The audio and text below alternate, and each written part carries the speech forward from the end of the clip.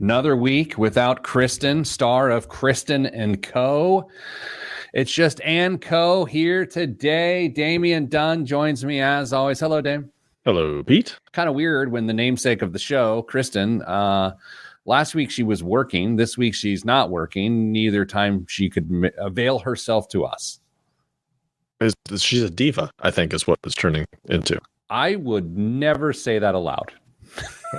Nobody's listening, so it's okay. I would never. That is actually the best point here. Dame, how are you? I'm well. How are you?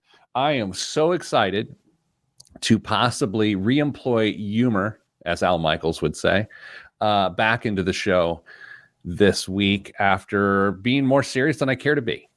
I've been less serious at funerals than I was last week on the show.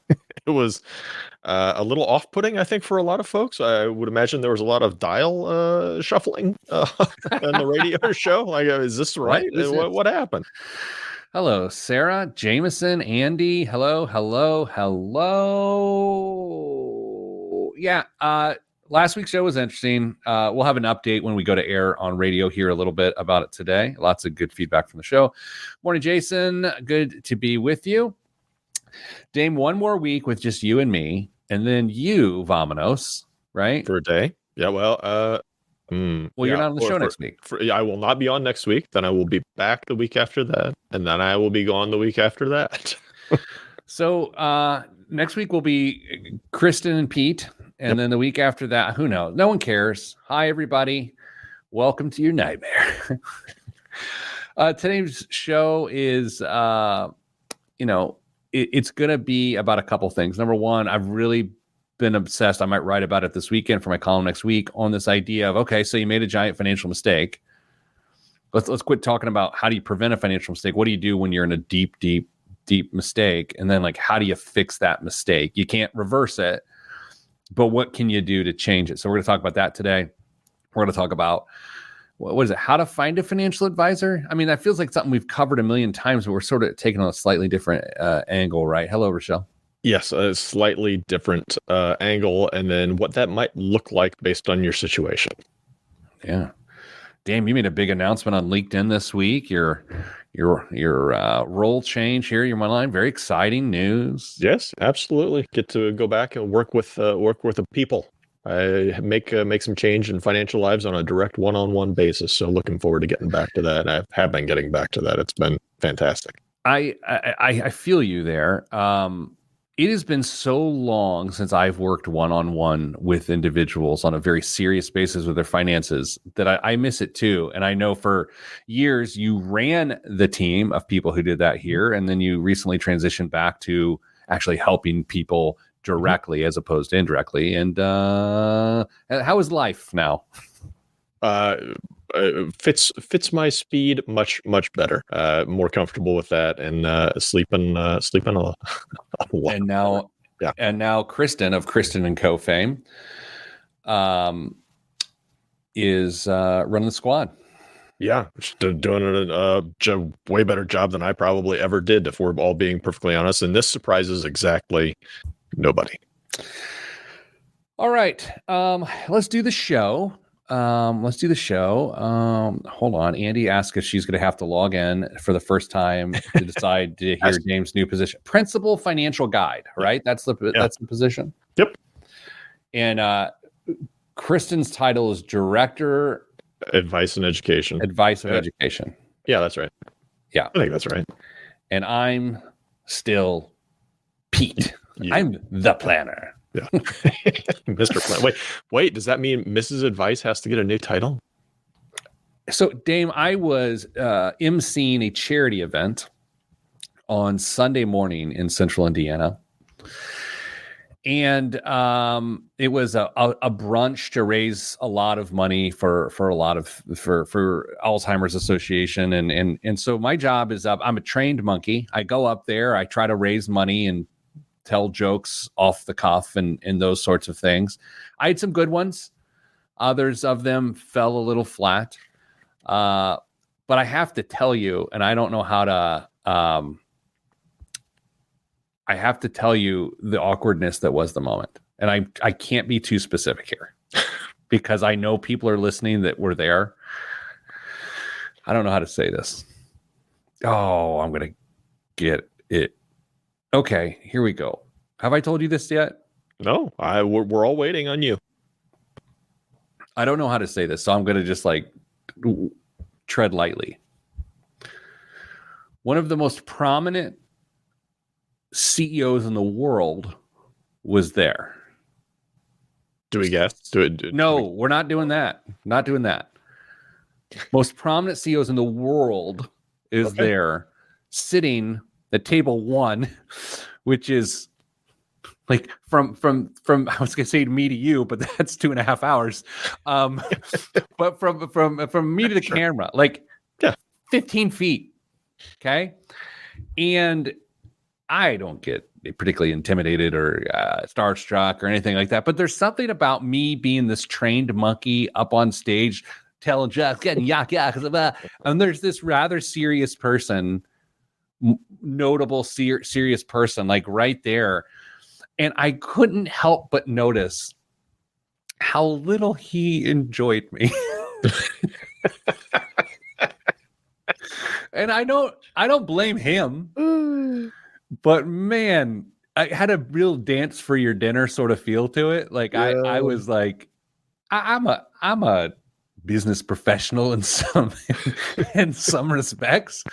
Like behind the facade of the idiot clown here, I've done a thing or two, but it was humbling. It was unsettling, I have to say. Just didn't ingratiate himself to our Midwest sensibilities. Well, I don't know. I don't want to go that far per se, but maybe they just didn't enjoy it. Or as someone told me, it's possible that someone actually enjoys you. They just don't tell their face. And that could have also been the thing. How many times did this person potentially check their phone while you were on stage? They didn't. I don't believe they did. Well, man. But then I kept finding myself going back from an eye contact perspective, like right back to this person. So at some point, he might be telling a story today of like, there was this creepy bald man just telling dumb jokes, just kept staring at me. Yeah. Anyway, enough of that. Let's do a show. No one cares. Literally, no one cares. I've told the story to people who care about me, and they didn't seem to care that. So why would anyone here care about that as well? Okay. Dan, we'll start with the update, then we'll go into the financial advisor thing. And can we not do like, do due diligence? We're talking about fees and like minimums and things like that, right? Yeah. Like the different compensation options that you may be presented with, things like that. Okay. It'll become obvious. I hope. 3, 2, 1. This week on the Pete the Planner Show, we answer your money questions. Here's how the show works. You email us, askpete@petetheplanner.com. That's askpete@petetheplanner.com. And here's what will happen. We'll answer your email on the air. Another name for this show is Kristen & Co. Our beloved co-host, Kristen Elanius, is not here again this week. That's 2 weeks in a row. If you had a Kristen Has Gone punch card, you're almost due for a free absence. Damian Jones. Yes. Damian Jones. Damian Dunn. Hello. Damian Jones. Sound like I'm a weak side linebacker for a football team. I think it sounds like a failed British pop artist. Yeah, that's good too. Dame, last week on the show, in a very special Pete the Planner show, we talked about one of the, I believe, will be one of the most notable cases of financial fraud in Central Indiana going forward. And that was the case of Alexander Joyce, Rejoice Financial, who has been accused of stealing $2.6 million of clients' money. And within an hour, less than an hour of taking receipt of those funds under false pretense, bought a $2 million mansion. And that was last week's show. And within minutes of our show being recorded, minutes of us saying those words, a restraining order was granted, restraining the use of funds. All assets were frozen for Rejoice Financial, Rejoice Wealth Management, and to some degree, Alexander Joyce himself. Other developments in the case include that an eviction filing was I don't know, filed yesterday, which would have been the 7th of March, to evict Rejoice Financial from their business location. And there's a bit of a snafu as it relates to issuing subpoenas in this case, or I don't, again, this is where I don't know the court language, but one of the parties, Joel Parody, says he just learned of the charges literally yesterday, which seems a little bit odd, but it's not for me to judge. So those are the updates on the case. We'll update you as they go forward. This show will not become obsessed with this case. However, I think it's a great example of what happens when you don't do your research on the people you invest with. Dame, do you have anything to say about that before we move on? Can I ask you a quick question? Please do. If you were a fine, upstanding, I'm not financial advisor, okay, in central Indiana, following this story, sure, knowing that there are likely other clients at Rejoice Financial, Rejoice Financial, would you? How say you genuinely want to help those people get money away from there? Would you feel like a bit of an ambulance chaser if you were you just want to do the right thing? How would you go about trying to make people aware that you are willing to help them extricate themselves from that firm? I don't know. I mean, typically there's that feeling of when you're a financial advisor and you're trying to solicit business, there already is that sense of right or wrong, trying to protect people from other advisors, which that's a strange dynamic of the financial world. They're sort of like prize fighters. They always think they're the best. But yeah, to your point, that could get a little awkward. Speaking of awkward, we got an email this week about financial planning, and so we just wanted to hit that now. It's from Shell, Chelle. Or do you think it's Shelley? What do you think? I know someone who spells their name that way, and it is Shelley, but I think it's very reasonable to say Shell as well. Dear Kristen and Co., how do you find a reputable financial planner with low fees? Thanks, Shell or Shelley. How do you find a reputable financial planner with low fees? I think, Dame, to even, what do you want to attack? Reputable or low fees? Well, that's the challenge, right? I mean, the reputable thing, I feel like we've talked about this a little bit over the years, and Shelley may be a new listener, and that's certainly not her fault. Thanks for joining us, Shelley. There's a number of different ways you can potentially find a reputable financial planner. One of the most common is just word of mouth, asking friends, family, people you respect that are doing all right for themselves. Try and figure out who they're working with and see if there's a way that you can interview that person to help you as well. I'm not saying go and sign up for their services. When you sit down, it's a feeling out process. You got to interview, make sure that what they are offering is what you are looking for. There are other resources online as well. There's a couple popular, well, I say popular because I'm a financial nerd, but websites you can go out and type in your location and see where financial advisors are as well. XPN and NAPFA as well are sites that you would go out and check to see who's available in your area. It doesn't guarantee they're reputable, but they are at least signed up for fiduciary responsibility as Before we go to low fees, let's touch on reputable for a second, because I think sometimes reputable can be interchanged inappropriately with public or notable. And so here's an example. And this is not always the case, but just because you know the name of a prominent financial advisor in the community in which you live doesn't mean they're reputable. It just means they're notable. Is that a callback to the first part of this segment? But potentially, no, I think it's this idea that fame in itself is not a quality. Mm-hmm. Okay. It is, it's sort of a state of being, but it is not necessarily a positive quality. Just because it's like you can be famous, you can be infamous. It's the same thing. One just denotes some negativity. I would say financially, if you know of a local prominent attorney, or you know of a local prominent chiropractor, or you know of a local prominent financial advisor, that doesn't mean they're good. It just means that they have a means to market. And I say this in a deeply personal way. I'm a notable local financial entity. That doesn't mean I know what I'm doing, right? And I don't think the average person should look at me and say, oh, well, he's everywhere. He obviously knows what he's doing. That's the wrong leap.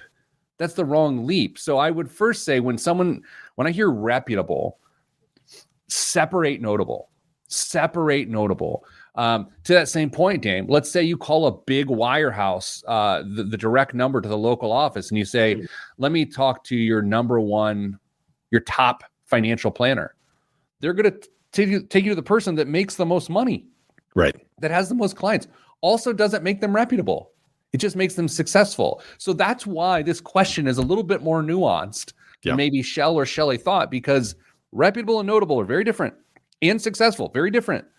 I think the question begins with low fees and how can you understand the dynamics of the industry? Because, Dame, in many instances, and this has changed a little bit, a beginning investor can't actually get access to the most reputable people, because the most reputable people have earned the right to work with higher net worth people and not accept lower fees from beginning investors. This is a huge challenge, because this was the exact example I was thinking of. If I'm young and I just finally scratched together my first $5,000-$10,000 and I want to either put it into a Roth IRA or a non-qualified account, my options are going to be pretty darn limited with the fee structures that I am presented at this point. Maybe you can go out, you could potentially do it on here, but you don't, because you want to work with somebody. You're not sure on the investing side of things.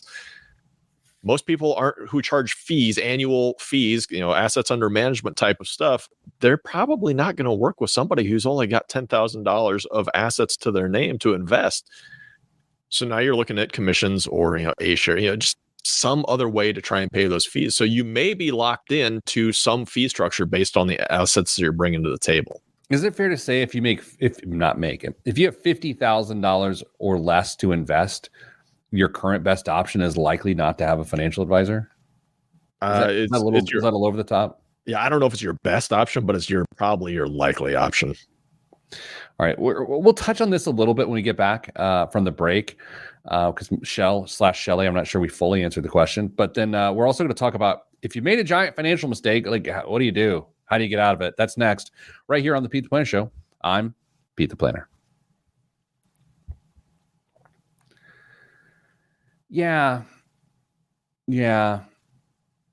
Back in the day, there was a rough option for if you had $50,000 or less. This is pre-robo advising. Mm-hmm. Like you'd have to find someone willing to work with you. You'd have to pay A shares, which meant you'd have to pay a pretty hefty 5.75% deposit fee, which is a lot, dude. 5.75%.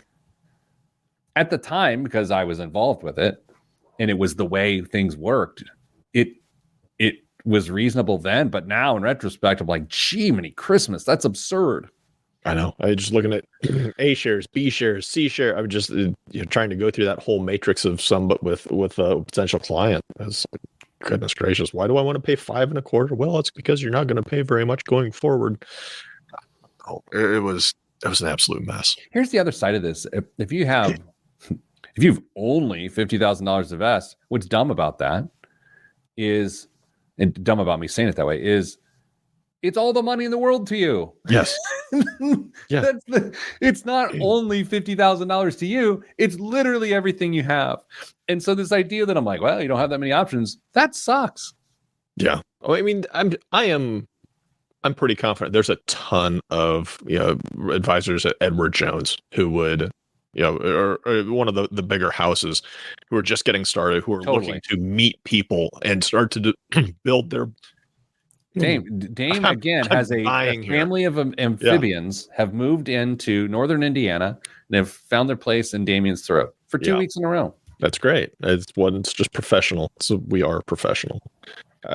I'm sure there are advisors that could work with you. Now, are they seasoned? Are they tenured? I mean, how much experience do they have? Probably not a ton. Probably not. But that's part of the interview process when you try and figure out who can help you with this. Mike in Facebook Live makes a point that I think Dame and I felt very much when we were financial advisors. This is a struggle for many financial advisors too, he notes. And that is so true. It's like that was sort of the impetus of the Pete the Planner thing back in the day when it all came to a head. It's just like, how do you take people who don't have wealth, that are literally trying to create wealth, and then use your skills to help them while also feeding your own family? It is an incredibly frustrating problem. Yeah. And it is playing the long game. And Dame, to your point, like the Edward Jones advisors, the good ones, they're playing the long game. That you will be a good client someday, and they can build a relationship with you while you're not. I mean, and there are financial advisors that build businesses on this as well. I mean, they go after. That's a little aggressive. They try and work with doctors that are still in medical school, going through residency, things like where they're not making a whole lot of money now, but they see that and they can help them structure loan repayments and all sorts of stuff. So there's a very big business in being able to look forward and see the potential that clients have as well. So do we have a third segment? No, we don't. We just burnt half a segment talking in between segments. Jiminy Christmas. Where's Kristen? I know. Kristen! You think she's viewing today? I hope she's not. She's worked.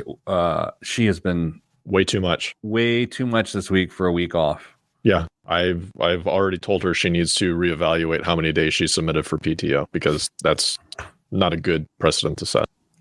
I know. Yeah. I'll just say, for what it's worth, I have not slacked her once. Okay, let's go. 3. What's going to happen? 2, 1. Back on the Pete the Planner show. Dame. People make financial mistakes all the time. All the time. Half this show, though, is dedicated to getting them to not make those financial mistakes. And the other half the show is based on me trying to make jokes. But sometimes people make mistakes, and then they have a house they can't afford. They bought a car that is upside down in terms of equity and negative equity.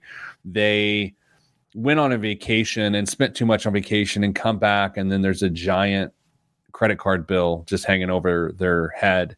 People do dumb things in the moment, and then they look at it with great clarity and they go, oh no, what do we do? So this segment is dedicated to those really common situations of like, what do you do? And Dame, I heard a story a couple weeks ago from an acquaintance of mine who typically paid more. They had no debt, none, except their mortgage. And so they paid more on their mortgage because it was their only debt. They just paid a little bit more. They ended up buying a car, and the car that they bought, the interest rate, they borrowed some money to buy the car, was 3.5, 4 times the interest rate on their mortgage. And so this was not in itself a mistake, but what it caused them to do is to say, okay, I had no debt. Now I've got, $35,000 worth of debt at nearly 9%. How, not a mistake per se, but how do I shift my strategy that's been working for so long to make a better decision with the new facts? And maybe that's the best way to frame this. How often do you see that people find themselves in this completely different reality with a new set of facts and then fail to shift to the new reality? But that's the big challenge. Everybody makes mistakes, whether it's a small one, a big one, frequent, infrequent. At some point, you are going to make a financial mistake in your life. How comfortable are you at being uncomfortable? I think is the question that you end up having to wrestle with yourself over. Is you've realized this, whatever it is, the options that you've given Pete or anything else, you've made a mistake. You are uncomfortable. And it's very likely that the only way out is to be uncomfortable for longer, because you're going to have to make some major changes, minor in some cases, but maybe major changes in some cases, to extricate yourself from this. And they may not be over quickly. It may be a rather significant financial change in how you live your life on a month-to-month basis. Yeah, I think sometimes people will make a mistake. They'll realize it, and then they'll use whatever brain capacity or sort of mental energy and fortitude to try to ignore the new reality. They're like, it's not that big. It's like, no, it's okay. Yeah, this isn't great. What are we going to shift? What are we going to do? And I think there are some bad ways to solve this. And I think there are some better ways to solve it. So what I'd love to do is I'd love to list what I generally find to be the worst ways to make up for a financial mistake. The first of which is a pretty obvious one if you live in our world, and that is a 401k loan. If you found yourself either short on cash flow, and so you want to solve it by getting rid of a debt, or if you find yourself needing to fund something because of a mistake or an oversight, pulling money from your future, even though it is your money and you're paying interest back to yourself, is a bad thing to do in most circumstances. It's hard because it's so tempting and it's easy and it's not uncommon. You hear people talk about, going, well, I got a 401k loan, and we hear it every day here. It's not something that we are immune to or immune to hearing.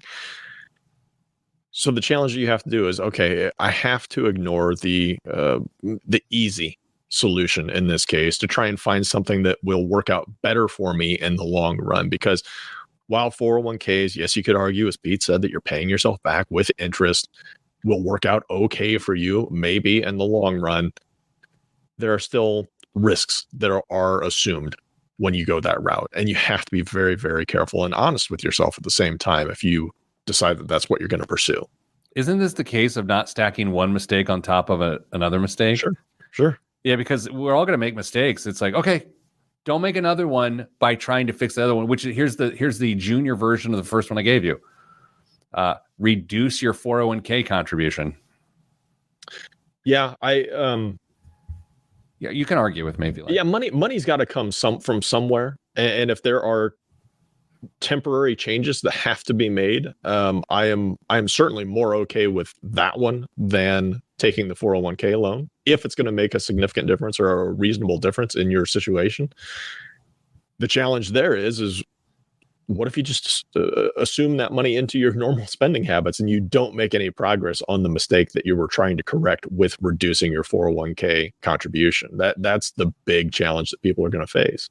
Yeah, I think most people have more bandwidth within their own cash flow and spending than they realize. And reducing your 401k contribution does two things that I don't love. Number one, it completely shifts your timeline of retirement. And people don't realize that. Number two is you don't know when's the appropriate time to go in and readjust, because what most people don't do is if they have a financial mistake or if they're suffering from financial pain, they struggle to quantify what that amount is. They don't go, oh, I've got a $3,000 problem, and it's going to take $3,000 worth of capital to solve this problem. What they see is, I've got months of struggle. And when you equate this to time as opposed to money, then you're not going to find the most efficient solution. So I don't love that. Dame, another one I don't love is I don't love when people just start refinancing debt or getting a cash out mortgage or going to like a zero interest credit card bounce around. Mm-hmm. I think when you start refinancing the debt as the solution, as the end all solution to lessen the pressure, while that is an interesting element to a solution, it is never in itself, I think, a great solution. I think the few things that you've mentioned so far kind of lead me to a general summarized point that can be made. You don't have a plan on how you're going to attack this. If it's always if your solution is going to be smoke and mirrors, maybe a little bit too strong. No, that's fair. I like that. Trying to be, overly clever with how you're solving this issue. That's not what I would consider a workable plan. You may be able to do that in order to, help springboard you towards that eventual, debt-free day or of overcoming the mistake that you made day. But you have to have a workable, consistent plan to help you get yourself out of whatever issue you've gotten yourself into. You know why I like the smoke and mirrors idea there? Because I think sometimes people obfuscate their mistakes from their partners and or stakeholders. Mm-hmm. And so if you're telling yourself, oh, I'll do this and this and then this and then it'll be fine. I'm not going to tell anybody.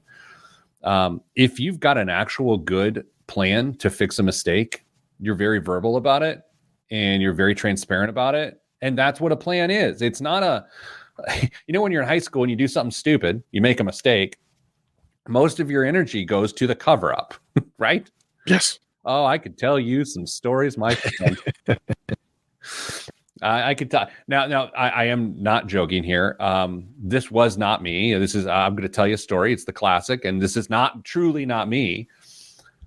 I've known a person or a million who have maybe snuck a drink or two from their parents' liquor cabinet and just simply refilled the Smirnoff with water. I mean, it's the cover up from the mistake that often finds you watered down and grounded, for that matter.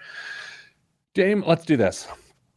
Let's take a break because we've made enough mistakes in this segment. We got to put together a plan to come back and do it again. After the next segment, of course, you will have biggest waste of money of the week returns, and it's a doozy. And the news finally returns. I'm Pete the Planner. This is the Pete the Planner Show.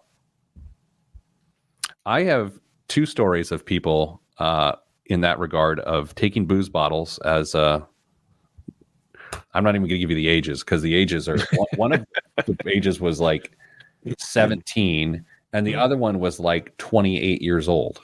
28.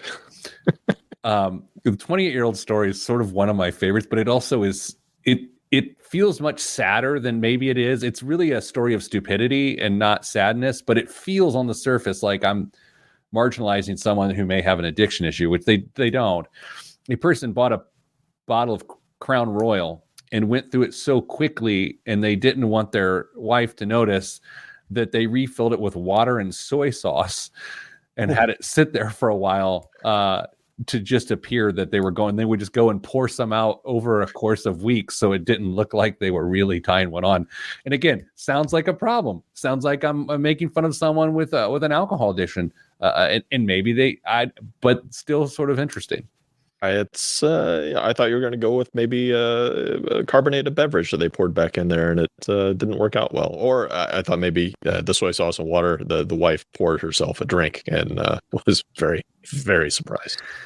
The ingenuity of using soy sauce and finding the right color with water in itself is like Nobel Prize worthy. Never would have thought that. No. Dame, it is almost youth sports travel season, although it never feels like it stops. What are you talking about? It's been that way for the last 3 years. It never stops, but Mrs. Planner and I came to the realization last weekend that starting, I believe, the week after, next weekend, every single day, 7 days a week, we have something until like June 11th. Yeah. Every day. I feel you. Yeah. Yeah. We high five in the hall. Hey, hello. What's your name again? We get a little brief respite when things slow down and our kids transition from swim to track, which is great for us because practice is immediately after school, so we don't have late into the evening stuff. So we're actually looking forward to this nice little 6-week period of our lives. Do they get right out of the pool and then go run, and so that way you don't have to do laundry like towels because they just dry off with their velocity? Not quite. We have to get them from one location to the other. So unfortunately, there's wet seats involved if we don't do that. Dame, I'm listening to a good podcast I just started. Unfortunately, it's one of those that like it's episodic, and so only you could pay for premium and binge it, but I don't really care to do that. Instead, I'm just going to forget about the details of all the episode until the next one comes out. It's called Cover Up, and it's the story of the anthrax scare right after 9/11. Do you remember right after 9/11, like politicians were getting anthrax in the mail, and yeah, sure. And so it's the story inside of that. Really, really interesting. Really? Yeah, I highly recommend. For those that shop for podcast visually based on what the cover it looks like. I believe it's a person in a respirator, like a gas mask, sort of a toxic thing. It's called Cover Up. Cover Up. The anthrax scare or something like that. Okay. Give it a listen. What in the world are we about to talk about? I was hoping that you were just stalling for time because you were thinking of something. No, I was stalling for time so you could think of something. Brave and loyal listeners following us right now, if you have a question you'd like us to answer. No, don't ever do that. Oh, Dame. All right. You know what? We're just gonna start the episode. We're gonna start the segment, and this is reckless. This is Okay. reckless. We're doing it. All right. I don't know what's about to happen. You're going to ruin our reputation. I don't think I really have a reputation at this point. It is already sullied. Sullied. It's an interesting word.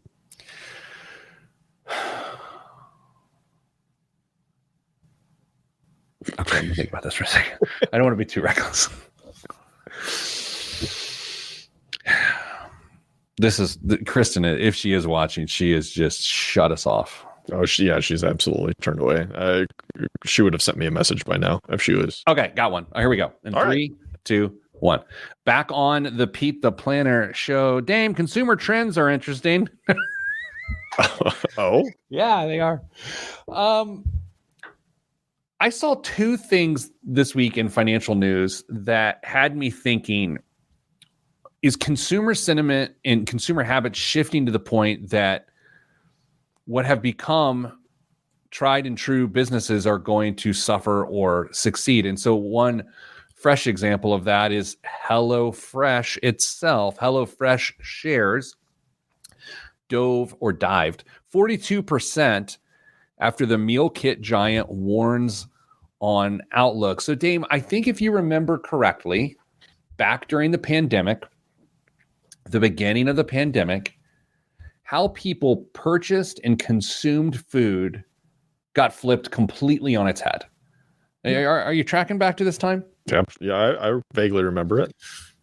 So much so that a local restaurant in my neighborhood, they would serve meals, but they logistically became a grocery store. Mm-hmm. On their online menu, you would buy your groceries there. You would buy your flour and your cheese, because everyone buys flour and cheese. Apparently it's a pizza store. No, you would just buy all your stuff. You would buy toilet paper there. You would buy vegetables there, and it was simply a restaurant. And then, of course, grocery store pickup and all of these, grocery delivery things became even more prominent. DoorDash became more prominent. But Dame, one thing that appears to have suffered are the ready-to-eat meal kits. Do you remember all of these, like Blue Apron and HelloFresh? So yeah. But I feel like right before the pandemic, they were the hotness. They were like, we are busy people. We only have 30 minutes to make meals. And no, we don't have time to watch Rachel Ray's 30-minute meals, then make the 30-minute meal, because that's an hour. Instead, we're going to pay a premium to bring in a meal kit and lots of little packets, and then pour it in the right order, and voila, you got chow mein. You remember this sentiment? Yeah, it was all over the place. Premium ingredients. It was on its face an interesting proposal, but maybe people are realizing that. Well, I don't know. I don't want to read into it. Pete, tell us what's going on. On Friday, March 8th, HelloFresh shares plunged. I've done some research here. Huh? Shares plunged 42% on March 8th, Friday morning, and the worst ever session to date. Dame, if you're a company and your shares ever described as plunging, especially to the tune of some 42%, that's a problem. It's a bad day. The Recipe Box delivery company disappointed with its 2024 earnings outlook. I can also say this as someone who has to deal with earnings of our own organization and give an outlook and a forecast. Anytime within the first quarter, you're signaling to the outside or to your investors or to your board that the entire year is going to suck. Struggle. Sorry, I forgot where I was. That's not good. Analysts at UBS said that while HelloFresh had flagged risks, the UBS itself had flagged risks around HelloFresh's guidance, its outlook, released after the market closed on Thursday, was far worse than anticipated. It's really interesting to me because listen to this. The Berlin-based Deutsche Bank said Thursday its expected adjusted earnings before interest, taxes, depreciation, EBITDA, to come in at 448 million euros, down from 477 million euros. Damon, it appears to be a company headed towards the bottom.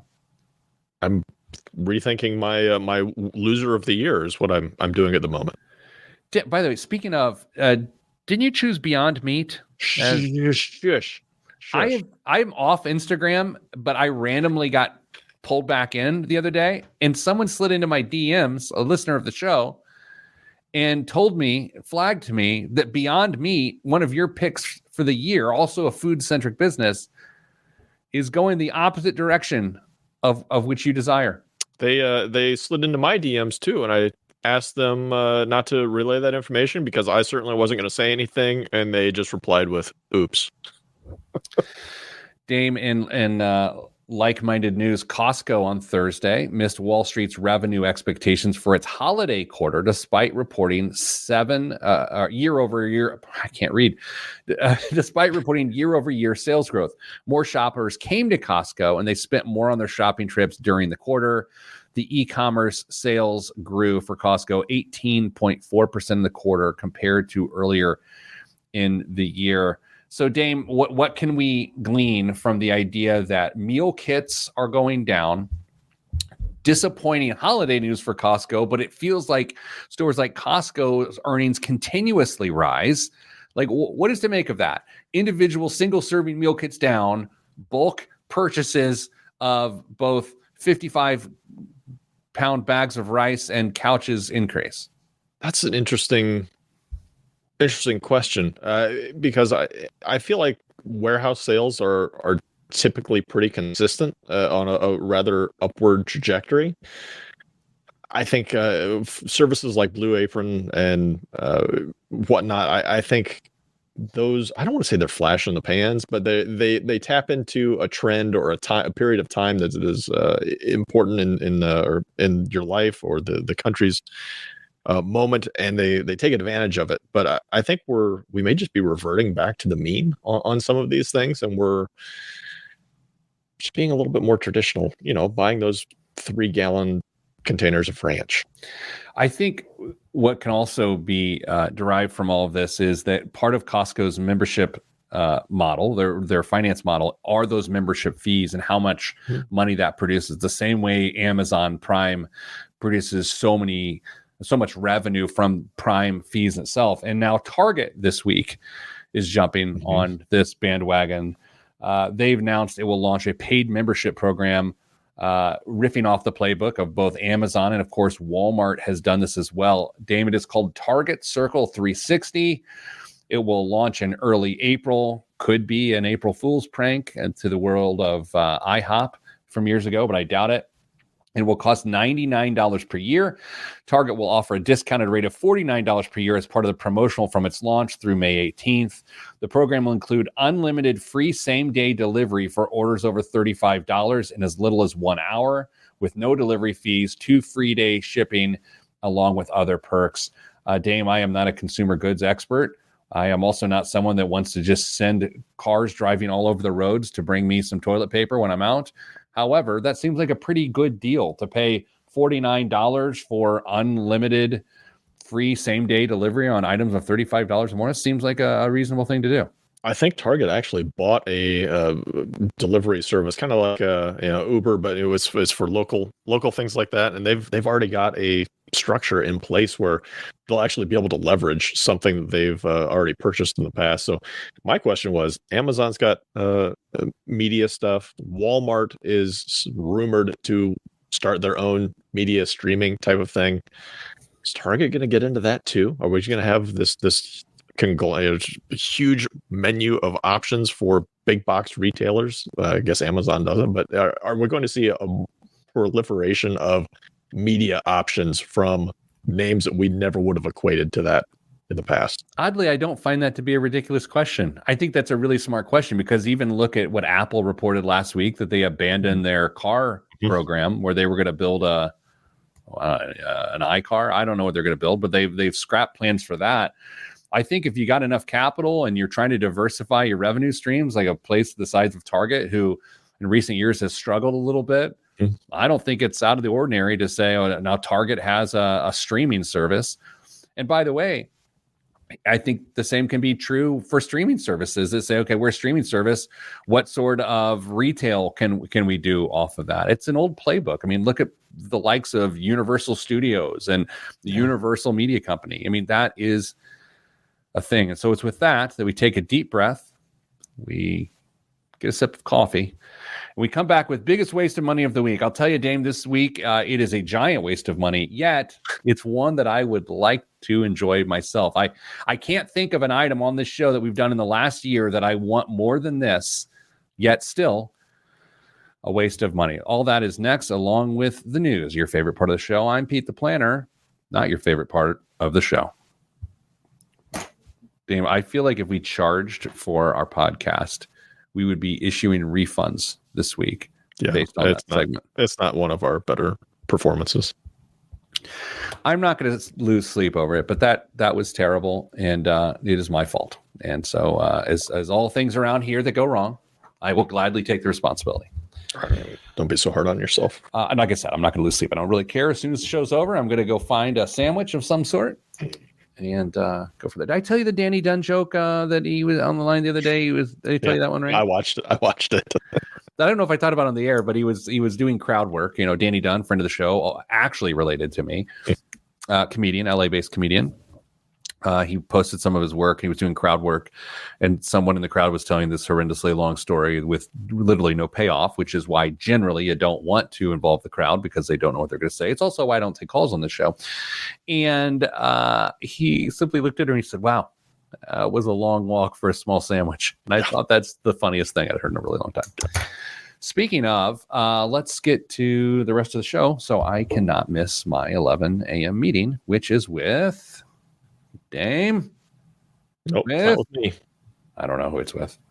Who is it? Someone booked it. Lubs. Okay, here we go. Yeah, I talked to him before the show. Okay, anyway, no one cares. No one cares at all. In 3, 2, 1. This week's biggest waste of money of the week, right here on the Pete the Planner Show, is Spanish Bonilla potato chips. Bonilla a la vista. How about that accent? It's been right on. Has been crafting their patatas fritas since 1932 and has developed a cult following over the country. Pardon me, over the century. Dame, can I get a timeout? Sure. Not only are my choices in preparation for the shows completely inadequate, my inability to read today has really stifled any entertainment factor that could have been derived. You know how hard it has been for me to try and make you laugh with your just constant stumbling over things. You did get a laugh by. Actually, let's finish this and then we'll get back to your laugh streak. Okay. The gourmet potato chips are made with strategically selected potatoes from Galicia. Timeout. Sure. Strategically selected potatoes. Yeah, I have no idea what that means.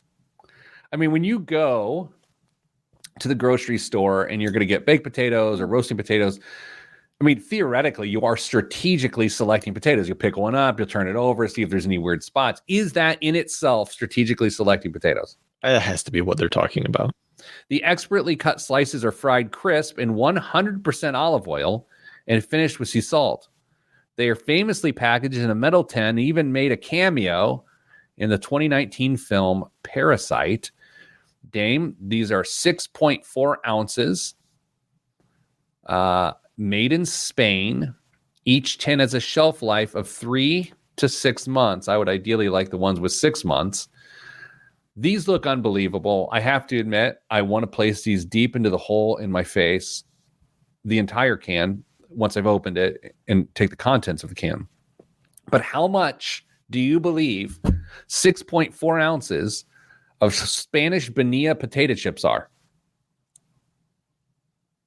I'm going to guess that it's going to be $12. $12 is your guess. What's the normal, just for giggles here, what's the normal size of like a snack pack of Frito-Lay or something like? Can you look that up? They've got like 5 different sizes of bags on the shelf at the grocery store. We have a bunch of chips out in the kitchen here at the studio. I might want to go look here. But these are 6.4 ounces. I feel like the normal bag of chips is like 4 ounces. Oh, you mean like the small? Yeah, like you get it at like Subway or whatever. Yeah. Oh, what do you think those are? Looks like they're 1 ounce. Okay. $55 are how much these chips are. $55. I love chips. One day after work, I went home. This was during the Oprah Winfrey era, and Oprah was on, and she was talking about her biggest weaknesses. I think this was on a Favorite Things holiday episode. She said, I could just sit down and eat an entire bag of chips, and I never felt more connected to a person in my life than when Oprah said that, because I can open an entire bag of chips, and I can eat the entire bag of chips, but I don't know if I would spend $55 for Spanish potato chips, Dame. What is the thing that you could consume the most of that when you really think about it is gross? Other than whiskey, I'd say probably Rice Krispie treats. I'd probably have to go with Oreos. Really? Oh yeah. Do you need the milk to wash them down? No. The Oreos are just already delivered to you in those handy single serving size sleeves inside. 3 sleeves. It's just 3 rows. What's your deconstruction methodology there?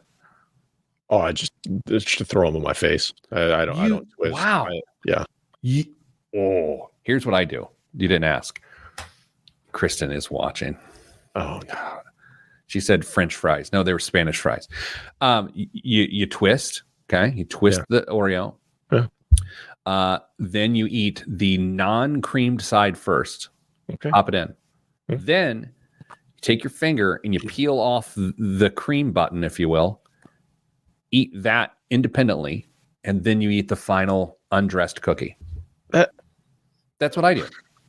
Okay. We don't shame decisions here, Pete. What's in the news this week? One of your favorite topics. The lawyers who voided Elon Musk's $56 billion compensation as excessive last week sought a record $6 billion legal fee payable in Tesla stock. Quote, we recognize that the requested fee is unprecedented in terms of absolute size, the 3 law firms said in a filing with the Court of Chancery in Delaware. That fee works out to an hourly rate, a fairly staggering hourly rate. Pete, would you like to take a guess? I will, but just for some clarification, these are the people that represented Elon Musk or that were going after him? Going after him. They represented Richard Tornetta, the stockholder that sued.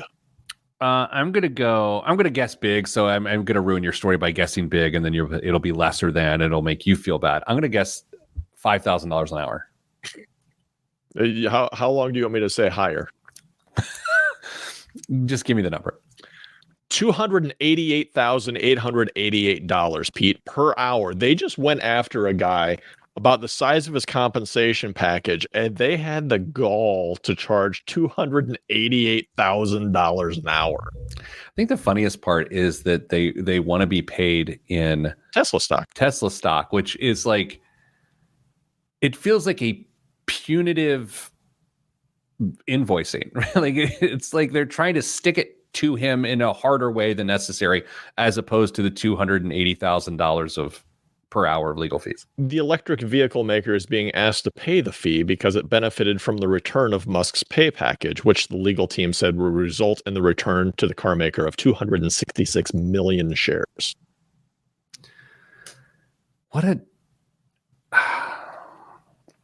It's a ridiculous situation, because his package that he was trying to get that was voided. How much was it voided? How many billion? 56 billion. 56 billion. Interesting. What else is in the news? It's the latest musical mashup. Top 40 hits meet financial engineering. A startup is offering securities backed by the royalty streams from songs recorded by such artists as Beyonce, Taylor Swift, and the pop rock band One Republic. Its goal is to bring music investing to the masses. JKBX, pronounce? You want to take a guess? Jukebox. Jukebox, absolutely. Opened its new marketplace after the Securities and Exchange Commission signed off on its first offering last week. Individual investors can visit its website to buy slices of income generated by dozens of songs, effectively bonds backed by beats. Do you remember the investment company where an NFL player, you could buy stock in an NFL player's career? Mm-hmm. Do you remember this? Mm-hmm. I'm pretty sure it failed miserably. But it was more of a futures contract, right? Like this company would take a mid-range player, pay him millions of dollars as a hedge against whatever their future contracts would be, and then the investors would get a return on their performance. I could be wrong because I often am.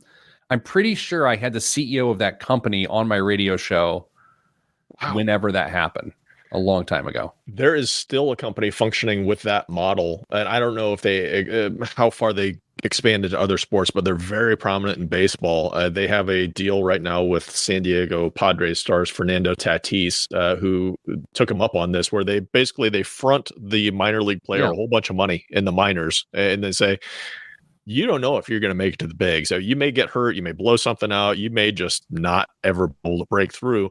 And we will give you this much money now, but in consideration for X percentage of your future earnings in the big leagues for so many years. And he's on the hook for millions and millions of dollars at this point because he did break through and he is going to make a lot of money in the big leagues. Did you and I talk about this in the last couple of weeks, or was it me and Mrs. Planner? I often confuse you two.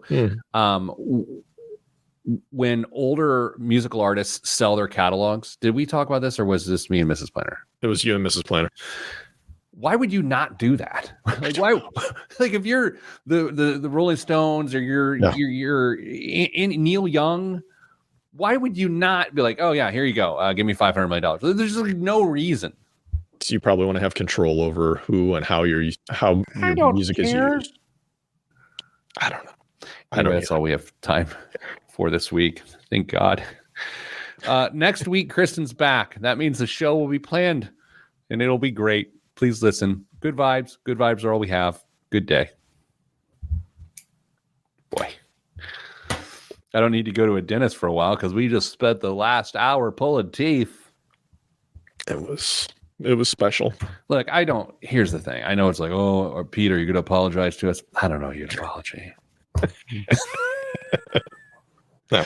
I'm sorry. Look, I mean, can't all be gems. The good ones won't feel like good ones unless there's bad ones. That's exactly right. You can't appreciate the highs without experiencing the lows. Yeah. The sweet taste of victory doesn't taste so sweet until you've suffered the ills of defeat. What kind of Oreo would victory be? Oreo. I got on a Chips Ahoy kick for a while, and really? then but it was short lived. And then, do you remember the chewy Chips Ahoy that had like the hotness for a while? Yeah, those were good too. Regular Chips Ahoy, they're just stale chocolate chip cookies. I don't see how anybody appreciates those. Did you ever enjoy Archway chocolate chip cookies when you were a kid? A bit. They tasted a bit chemically. My current commercial cookie, of note is Tate's. Come in the green bag. They're sort of a bougie chocolate chip configure. They come from Southampton, New York, and they are ridiculously good. Well, I'll be down in your neck of the woods next week, and maybe I will go grocery shopping and see if I can find some Tate's. You can find them in any grocery aisle. They're a green, like a Kelly green sack. I highly recommend their chocolate chip cookies. I will see if I can find them up here. I don't know about that.